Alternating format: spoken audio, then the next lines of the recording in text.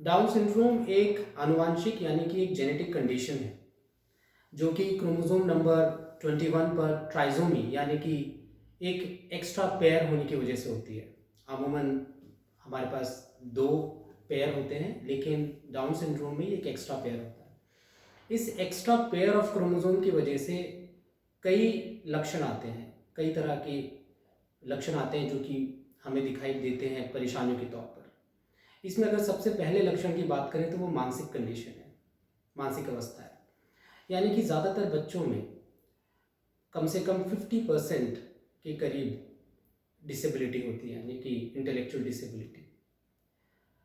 अगर हम बात करें कि ये स्पेक्ट्रम कितना बड़ा है, तो ये स्पेक्ट्रम काफ़ी बड़ा है। यानी कि इसमें हमें वो बच्चे भी दिखाई देंगे जिनमें बहुत मामूली से इफेक्ट आया है और वो अपने दिनचर्या पूरी कर पा रहे हैं, और कुछ परसेंटेज उन बच्चों की भी है जिसमें कि काफ़ी असर पड़ता है उनकी दिनचर्या पे, वो पूरी नहीं कर पाते अपनी दिनचर्या।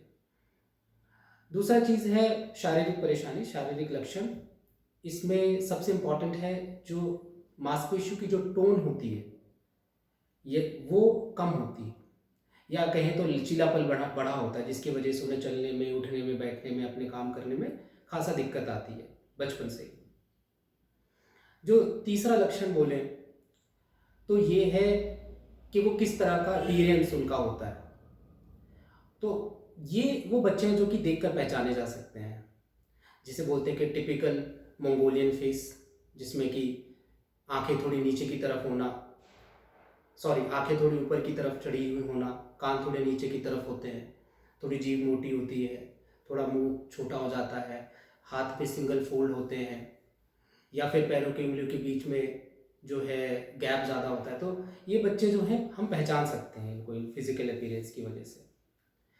अगर बात करें कि और शारीरिक विकार होने की, तो कई बच्चों में हमें हार्ट प्रॉब्लम्स भी दिखाई देते हैं, सुनने की प्रॉब्लम, देखने की प्रॉब्लम। इन सभी लक्षणों से इन बच्चों को पहचाना जा सकता है। इनफैक्ट इन्हें जन्म से पहले, इमीडिएटली जन्म के बाद भी पहचाना जा सकता है। दूसरा है कि इनका इलाज क्या है।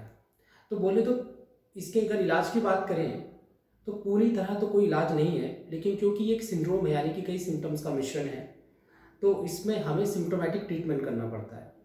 और जितनी जल्दी इनका ट्रीटमेंट हो सके डिफरेंट डिफरेंट थेरेपी से, जैसे कि फिजिकल थेरेपी, ऑक्यूपेशनल थेरेपी, व्यवहारिक ट्रेनिंग, अगर इनकी शुरू से चलती है तो हमें काफ़ी अच्छा आउटकम देखने को मिलता है।